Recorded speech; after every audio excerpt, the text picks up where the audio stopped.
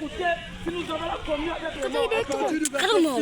Imbécile. Il est écrit. Si quelqu'un s'adresse aux morts et aux esprits, se prostituer, après eux, je tournerai ma face contre cet homme. Je le retrancherai du milieu de son peuple. Donc, il faut qu'on nous parle. Nous n'avons pas la communion avec elle des morts. Amen. Mais ma Marie que vous priez là partout là, elle est morte. Elle est le fantôme. Elle est retenue par la mort. Bouffée par des asticots. Alléluia. C'est le Seigneur Jésus-Christ. C'est lui seul qui a ressuscité des morts. Depuis que le mort est mort, il n'y a qu'un seul homme qui a triomphé de la mort. Il s'appelle le Seigneur Jésus-Christ. À l'instant que je vous parle, ma Marie est le fantôme. Simon Gimbangu, elle est le fantôme. Tata Kimpa Vita, Ma Kimpa Vita, elle est le fantôme. Tous ces gens, ils sont dans leur tombe. Mais le Seigneur Jésus-Christ, il est le seul. Après 3 jours, il a ressuscité les morts. C'est lui qui est le Dieu véritable. En dehors de lui, il n'y a pas la vie. Venez poser vos questions. Venez poser vos questions. Vous qui venez à Marie, vous êtes dans l'erreur. Les sous-coudes, aucun sous-coude va voir Jésus-Christ. Aucun enfant de cœur va voir Jésus-Christ. Aucun monseigneur va voir Jésus-Christ. Tous les scouts iront au cœur. Nous disons, tous ceux qui disent les scouts, tu es un scout, tu es un militaire, soi-disant de Dieu, tu es un citoyen de l'enfer. Dans la Bible, qui était scout dans la Bible? Question. Venez poser vos questions. Question. Montrez-nous un scout dans la Bible.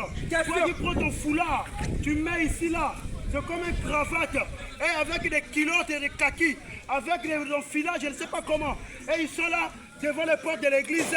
Nous sommes des scouts, nous sommes des servants, nous sommes des Elisa, des Yamboté. Qui était Yamboté dans la Bible? Qui était scout dans la Bible? Question. Tous les scouts sont des voleurs. Les servants sont des voleurs de quêtes. Les servants sont des voleurs dans les églises. Nous disons les scouts, il n'y a pas public. Amen. Qui était scout dans la Bible? Amen. Venez me montrer le nom d'une personne qui était scout dans la Bible. Amen. Dans la Bible, il n'y avait pas de scouts. Il n'y avait pas de servants, il n'y avait pas de Yamboté, il n'y avait pas d'Elisa. Tout ça là, c'est sorti où? C'est des choses démoniaques, c'est des choses sataniques. Vous voyez un évêque qui dit que Jésus est un évêque, et puis ils sont là des célibataires. Un évêque qui va être célibataire, c'est un évêque de Satan. Amen. La Bible dit l'évêque doit être marié d'une seule femme. Mais aujourd'hui, nous voyons dans les églises des évêques qui sont des évêques célibataires, des évêques qui ne sont pas mariés, mais ils sont là, qui couchent avec les sœurs en cachette. Ce sont des évêques du diable, des évêques de Satan. Nous sommes là, mes frères. Venez poser vos questions. Et nous disons, si toi, on t'avait baptisé dans une piscine, dans un baptistère, ton baptême est fausse. Le vrai baptême se fait dans les eaux naturelles, dans les eaux qui coulaient. Comme au temps des apôtres, on baptisait les gens dans les eaux naturelles, dans les Jourdains. Jésus avait reçu son baptême. Maintenant, toi, dans ton église, regarde ce qu'on avait fait. On a creusé un trou. On a mis un trou. On a mis les carreaux. On a mis cela, on appelle, eux ils appellent ça le baptistère. Et ils sont là en train de baptiser les gens là-bas. Mon frère, le vrai baptême, c'est par les eaux qui coulaient. C'est dans les eaux naturelles. Pas dans les baptistères. Pas dans les baptistères. Pas dans les piscines. Le vrai baptême, et c'est au nom de Jésus-Christ. Toute personne qui a été baptisée au nom du Père, au nom du Fils, au nom du Saint-Esprit, c'est un ouvrier de Satan. Amen. Le vrai baptême se passe au nom du Seigneur Jésus-Christ. Le baptême au nom du Père, Fils, Saint-Esprit est un baptême diabolique. Amen. Et nous refusons ce baptême. Amen. Et il y a d'autres églises qui baptisent les gens. Tu dois passer sous les drapeaux. Ça, c'est quel genre de baptême encore? Oh, soi-disant, les armées du salut. Ils prennent un drapeau, ils mettent comme ça. Toi, tu vas passer sous un drapeau qui on t'a baptisé. Tout ça là, quel apôtre avait baptisé comme ça dans la Bible? Ce sont des faux baptêmes. Et nous sommes venus avec la vérité de Dieu. Appelez vos pasteurs. Ils sont où? Vous venez nous démontrer dans la Bible si ce qu'on prêche, c'est la fausseté ou ce qu'on prêche, c'est la vérité.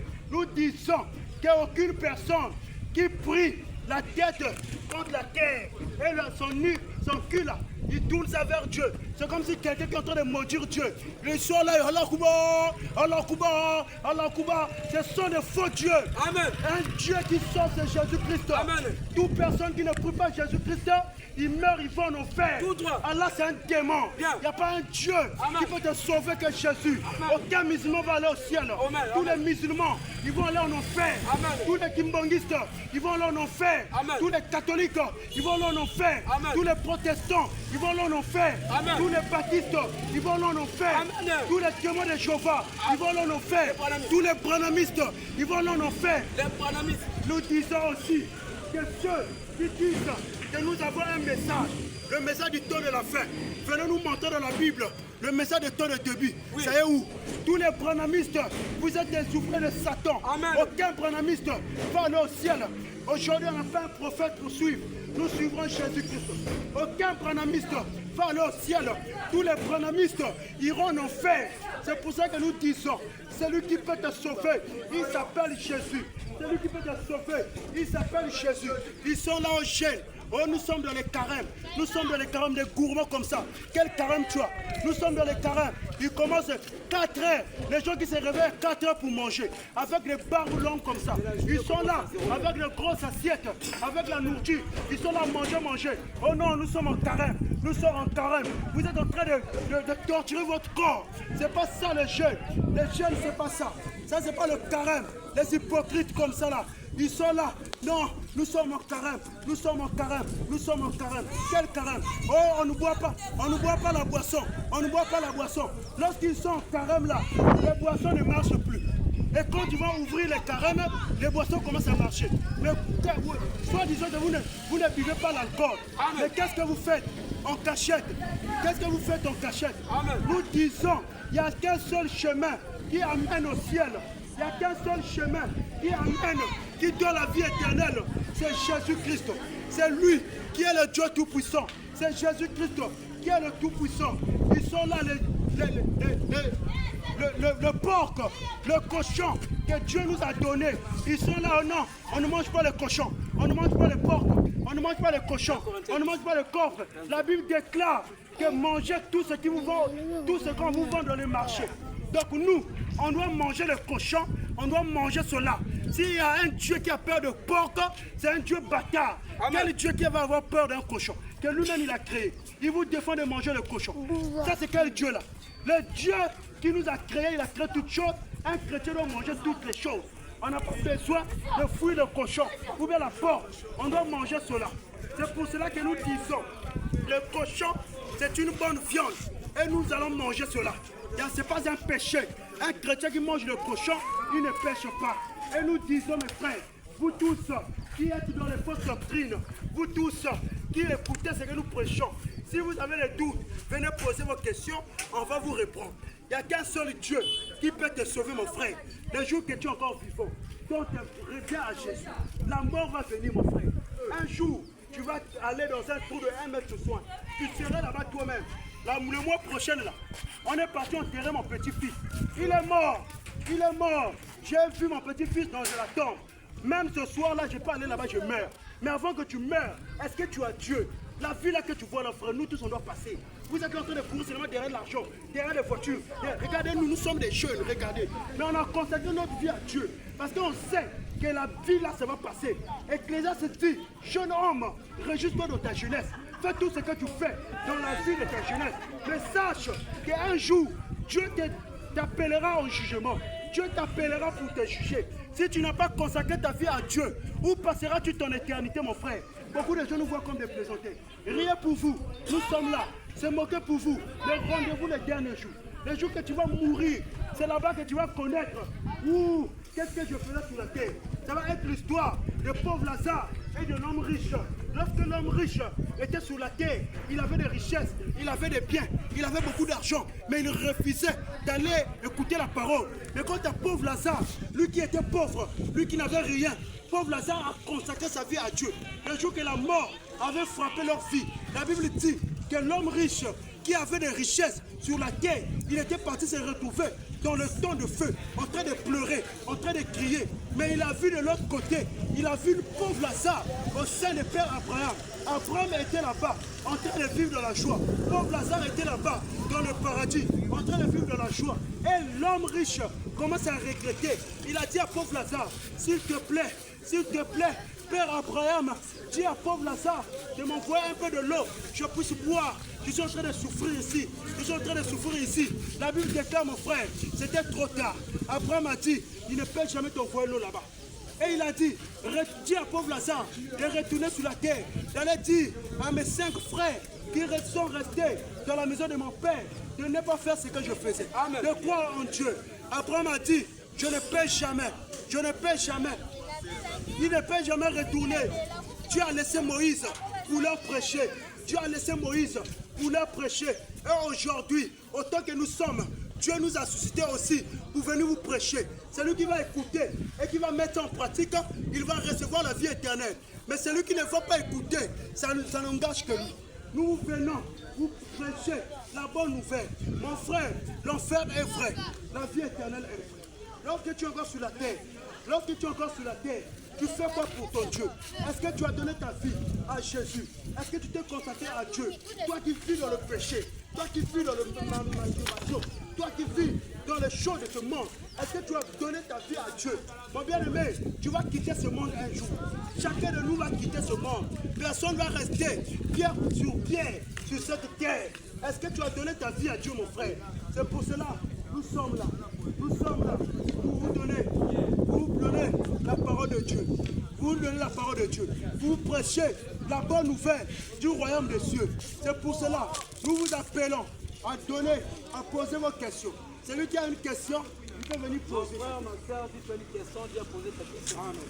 Parce que nous sommes en train de décliner le mystère. Les choses parfois que vous n'avez pas encore écoutées. Les choses parfois que vous n'avez pas encore entendues. La vérité que les faux pasteurs, les faux prophètes avaient retenu captifs. Mais nous, on libère ça. Selon les écrit dans Romains 1, le verset 18. Romains 1, le verset 18. Qu'est-ce que Dieu dit? Romains 1, le verset 18. Romains 1, le verset 18. Le verset 18. Il est écrit. La Bible déclare dans Romains le chapitre 1, le verset 18. Le verset 18. Il est écrit. La Bible dit ceci. Oui.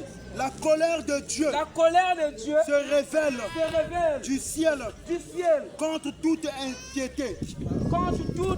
Et toute injustice des hommes qui retiennent injustement la vérité captive. La colère de Dieu se bat à ce poste, qui retient la vérité captive.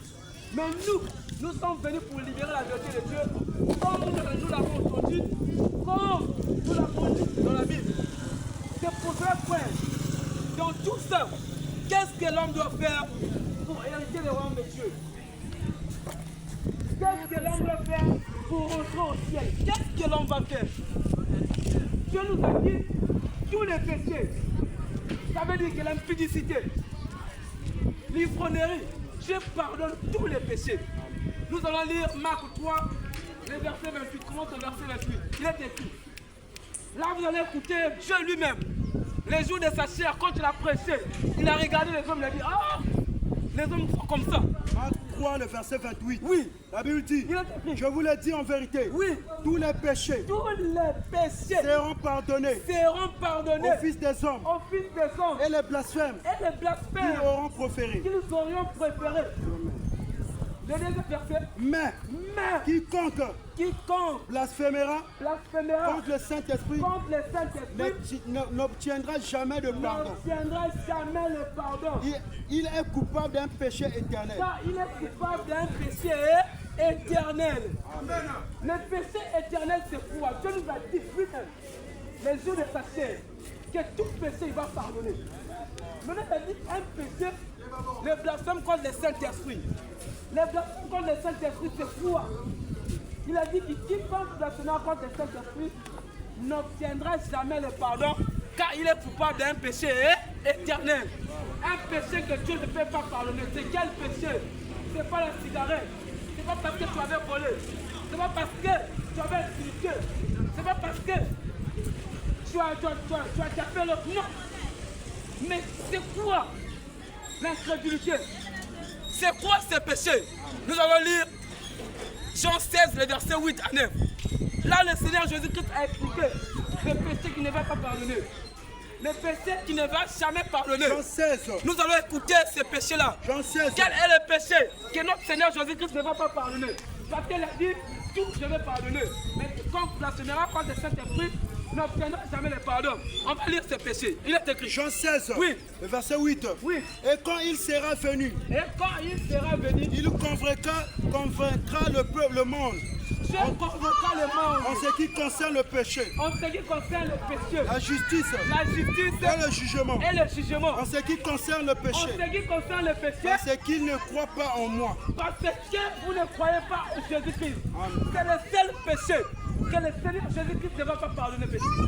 Mon frère, c'est le seul péché que le Seigneur Jésus-Christ ne peut jamais pardonner. Tout ça, il va pardonner tout péché. Mais qui porte la contre le Saint-Esprit, qui est sa personne, lui-même manifesté, qui a créé le monde. Parce que la Bible dit, l'Esprit de Dieu se mouille au-dessus des eaux. Et c'est cet esprit-là, si tu blasphèmes contre lui, tout doit l'en faire. Il n'y a rien à faire.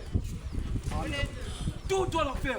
Les blasphèmes contre le Saint-Esprit, c'est l'incrédulité à la parole de Dieu. Ne pas accepter Jésus-Christ. Ne pas accepter Jésus-Christ. On ne vous condamne pas parce que tu fumes.